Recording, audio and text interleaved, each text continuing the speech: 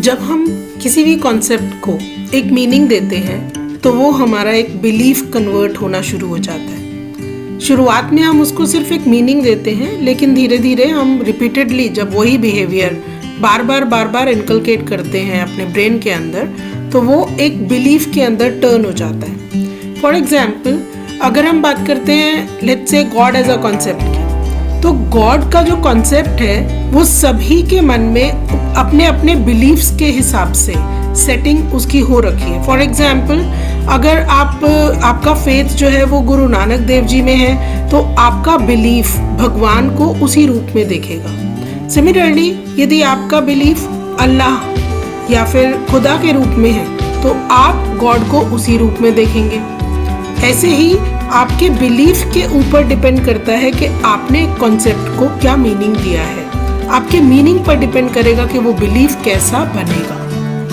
तो ऐसे ही हम अपने आप के लिए भी कुछ बिलीफ्स धारण कर लेते हैं, which means we accept us as we are thinking we are believing we are.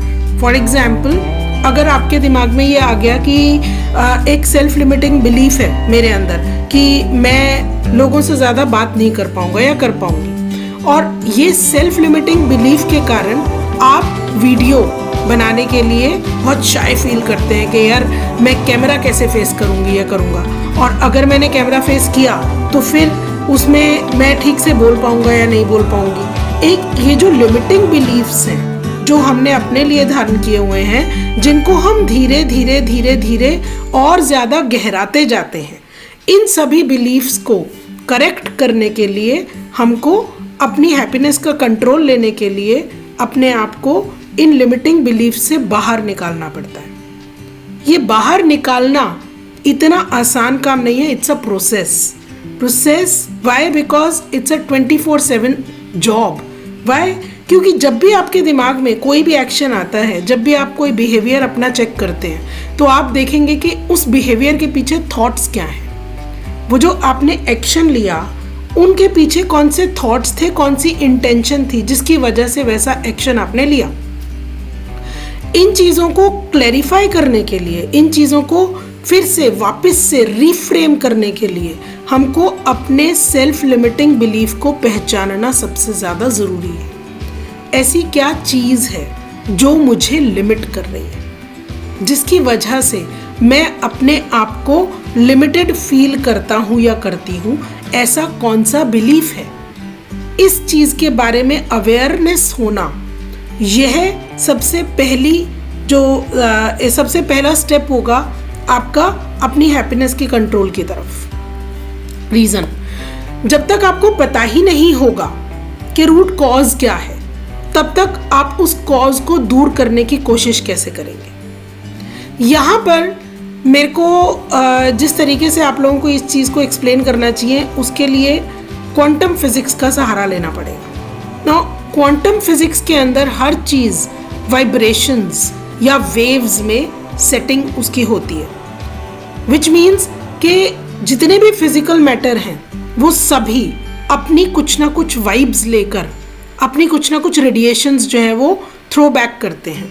क्योंकि उन्हीं रेडिएशंस को जब वो थ्रो बैक करते हैं, आपने नोटिस किया होगा, तब आप देख सकते हैं उस एक ऑब्जेक्ट को, क्योंकि वो ऑब्जेक्ट जो है दैट इज एमिटिंग समथिंग, वो जो आपकी आंखों को टच कर रहा है। जैसे ही आप उस ऑब्जेक्ट को देखते हैं, वैसे ही जो उसकी रेज है, रेडिएशंस है जो वापस आती हैं, उसकी वजह से, उस रिफ्लेक्शन की वजह से आप देख पाते हैं। इसका मतलब इस दुनिया में जो भी कुछ है वो वेव्स या फिर वाइब्रेशंस या रिफ्लेक्शंस के बेसिस के ऊपर समझा जा सकता है। जितने भी फिजिकल मैटर हैं वो सभी कुछ ना कुछ वाइब्रेशंस एमिट करते हैं, रेज एमिट करते हैं।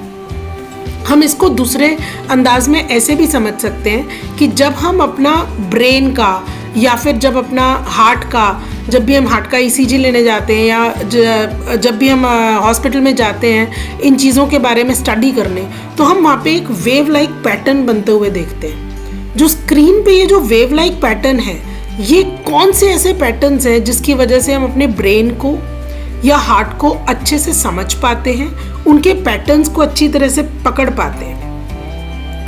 तो क्वांटम फिजिक्स जो है वो कहती है कि हर चीज वेव्स यानी कि वाइब्रेशंस के थ्रू हम समझ सकते हैं या पहचान सकते हैं। तो सबसे पहले हमें अपने थॉट्स को उसी पैटर्न के फॉर्म में समझना पड़ेगा। यानी कि अगर हम अपने थॉट्स को if we are thinking that it is moving like a wave like condition, ebb and flow उसका चल रहा है, तो उस पैटर्न को हमें किस तरीके से समझना है। और अगर एक थॉट दूसरे थॉट के ऊपर सुपरपोज करेगा तब क्या पैटर्न बनेगा। ये जो थिंकिंग पैटर्न्स हम बनाते हैं, इन थिंकिंग पैटर्न्स का हमारे न्यूरोट्रांसमीटर्स जो हैं वो किस तरीके से हमारी बॉडी को उनके थ्रू इम्पैक्ट करते हैं। अगर हमको ये समझ में आ जाए तो हमारे एक्शंस के पीछे का रीज़न भी हमको समझ में आ जाएगा।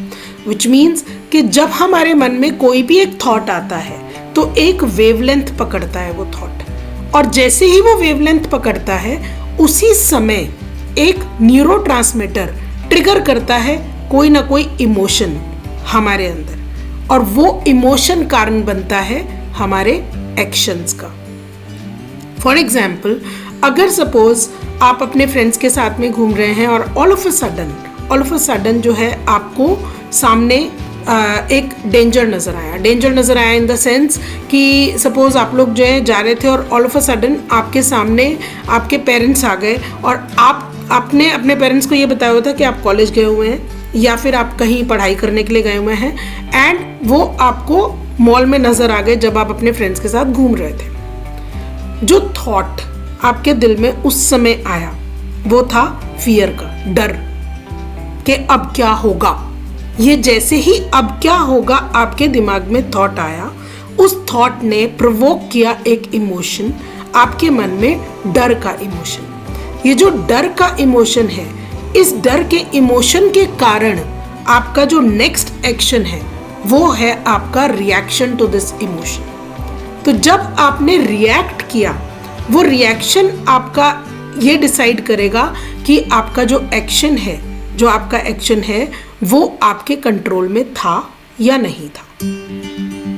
बस जब भी कोई भी थॉट हमारे दिमाग में आता है वो किस इमोशन को ट्रिगर कर रहा है, अगर हम इस बात की तरफ ध्यान देना शुरू कर दें, just get aware of whatever you are thinking, so वो थॉट्स किस तरीके से आपके इमोशंस को, और फिर वो इमोशंस आपके रिएक्शंस को, और वो रिएक्शंस आपके रिस्पॉन्स को ट्रिगर करते हैं। इन चीज़ों को यदि हम ध्यान से पढ़ेंगे या ध्यान से समझेंगे तो अपने बिलीफ्स को अपने कंट्रोल में कर पाएंगे।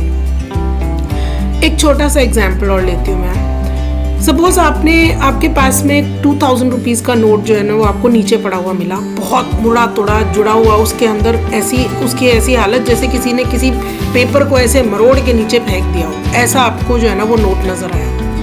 अब वो नोट जब आपने उठा के देखा और खोला तो देखा वो तो 2000 रुपये का नोट है, किसी ने इस तरीके से उसको तोड़ मरोड़ के फेंक दिया था। क्या उस नोट को अब यदि आप इस्तेमाल करेंगे तो क्या उसकी कीमत 2000 रुपये से कम होगी? यदि नहीं, उसकी कीमत उतनी ही रहेगी, उतना टूटने मरोड़ने के बाद भी।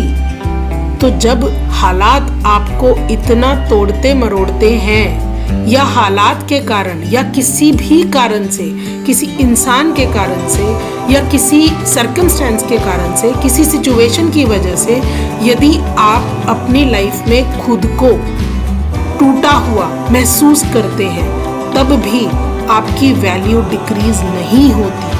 आपको सिंपली अपने इस बिलीफ को रीफ्रेम करना है। इस बिलीफ को कि आप टूट चुके हैं, इस बिलीफ को रीफ्रेम करना है कि आपका प्राइस रिड्यूस नहीं हुआ है, आपकी वर्थ रिड्यूस नहीं हुई है, सिर्फ एक सिचुएशन है जिसने मेरे अंदर एक सेल्फ लिमिटिंग बिलीफ को पैदा कर दिया है, और मेरे रिएक्शंस इसी सेल्फ लिमिटिंग बिलीफ को मानकर चल रहे हैं। जब हम इन सेल्फ लिमिटिंग बिलीफ्स को समझना शुरू कर देंगे और फिर ट्रिगर करेंगे actual emotions related to unlimited believes, तब हम अपने ऊपर पूरी तरह से बिलीव कर पाएंगे and we will have that kind of belief that I can change the world, जो कि स्वामी विवेकानंद जी का भी एक मोटिव रहा है for the youth of the country कि उठो, जागो और अपने लक्ष्य तक पहुंचने से पहले मत रुको। और या फिर I can drink the ocean, I can hold the mountains. So this should be the belief in you and this belief has to reignite the other beliefs in your own self, which means आपका एक belief दूसरे beliefs को और ज़्यादा prominent कर देता है। आपका एक belief यदि वो self limiting belief होगा तो बाकी जितने भी आपके beliefs होंगे अपने आप से related वो सभी limiting beliefs होंगे। लेकिन जब एक अपलिफ्टमेंट का बिलीफ आपके दिमाग के अंदर आता है और आप उसको रीइग्नाइट करते चले जाते हैं, रीफ्रेम करते चले जाते हैं, तो एक समय ऐसा आता है जब आपके अंदर अपने लिए कोई सेल्फ लिमिटिंग बिलीफ जो है वो बचता ही नहीं है। और बस जब हम उस स्टेट पर पहुंच जाते हैं तब हम कहते हैं I am controlling my own thoughts. So इस कंडीशन में हमारी हैप्पीनेस हमारे ही कंट्रोल में रहती है। Thank you.